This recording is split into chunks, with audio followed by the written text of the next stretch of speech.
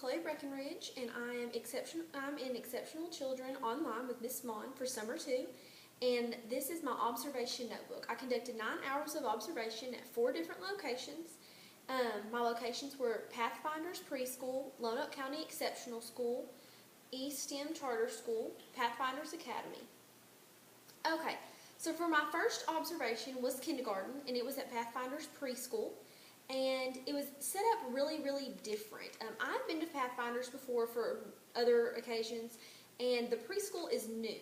So it was really exciting to get to walk in and see this new building. It was like a new energy. The staff and the students all were happy. It was brightly decorated. It was shaped in the shape of a T, and then the cafeteria and library were all in the same building. So it was really cool. The kindergarten class that I visited, Mr. Smith was the licensed teacher, and he's the teacher for 4 different classroom/grade levels, and then each classroom has aides inside of it. This was very interesting to me. I thought at first they would all be licensed teachers, but they weren't. But the aide that I got to observe for kindergarten was wonderful. Her name was Nene, and she had so much energy about herself. They had a circle time when I first got there, and she called the students friends. She called them, instead of calling them by name, she said friend, and so I thought it was really encouraging. The classroom were 4 and 5-year-olds going into kindergarten, and so their time at this preschool was to prepare them to be mainstreamed into the regular classroom in public school. Like I said, Nene had a ton of energy. Her classroom was decorated brightly.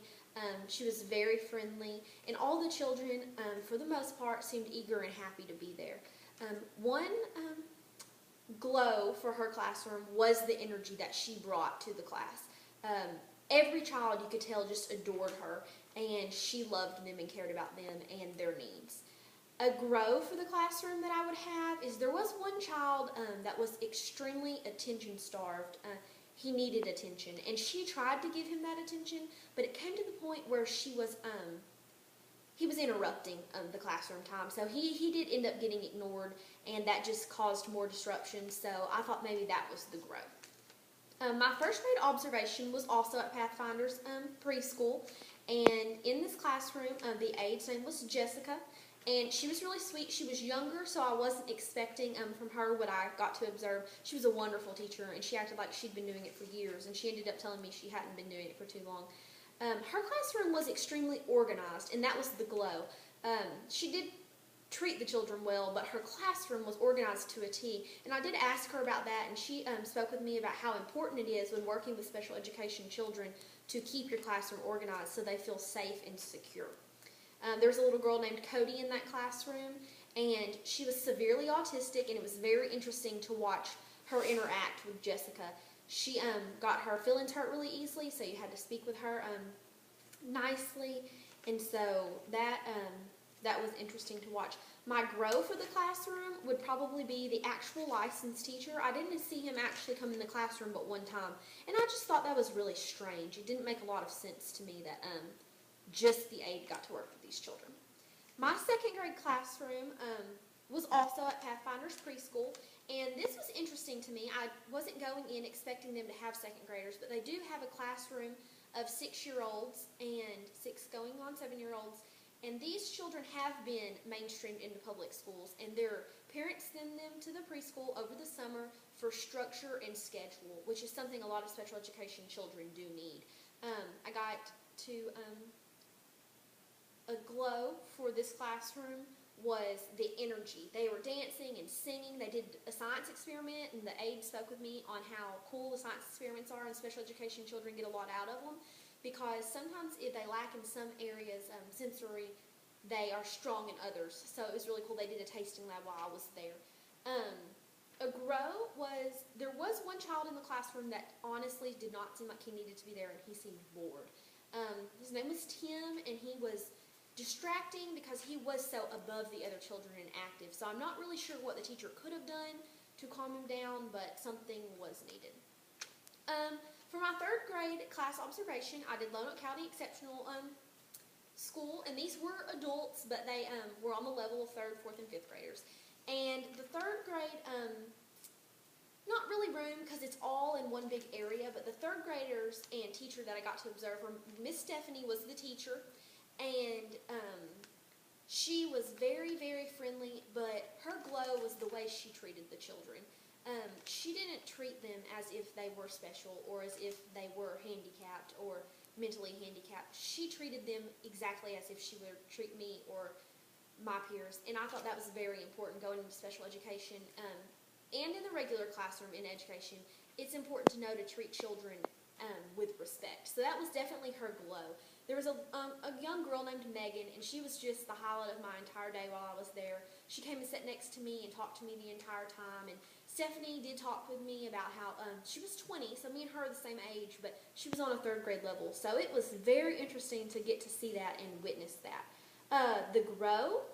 Sometimes Stephanie was super firm with her words, and you could tell some of the children took that well and some of them didn't. So that maybe lightened up a little bit on that. Fourth grade, I also did at Lonoke County Exceptional School, and Pam was kind of the facilitator over the fourth grade that I did. And her glow was definitely the way she worked with what she had. I don't know if you've ever been in Lonoke County Exceptional School in Cabot, but it's very, it's almost bare. They don't have a lot to work with, and she made cool activities for these fourth graders out of what she had. They sorted beads, they made things with hangers, so that was really her glow, and the way she got on working with their hands. She spoke to me about how important it was to keep them moving and active. That was her glow. Her grow, it's not really her, it's more on the school, possibly just have more resources and more age-appropriate things for the adults to do since they are mentally children. My fifth grade observation was at Eastham Charter School in Little Rock, and it was just an extremely interesting experience for me. I'd never been to that school, and it was super cool to me. I got to sit into a fifth grade science classroom with 3 students that had IEPs, and meaning that they have their work, the principal, the teacher, and the parent all work together to work on making sure they can stay in those regular classrooms but modifying it. And so it was really interesting.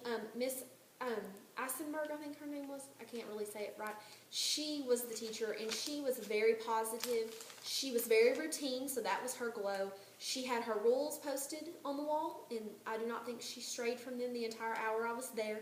And I did get to watch specifically these students that would be considered special, and they all seemed like they were doing really well with the regular curriculum, and that was really exciting to see.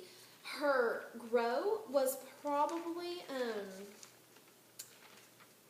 you could kind of tell favorites in her class, which I always don't like that, but I think it's almost impossible to not do, but it's something as future educators we need to work on. So I think it was cool to see that, notice that it is a grow area, and make sure that when I do have my own classroom, I don't do the same.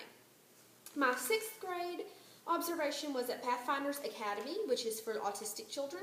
All the children were severely autistic. The classroom that I got to observe, her name was Miss Madison, and all the children were about teenage levels, and they were all very socially behind. And they counted money while I was there.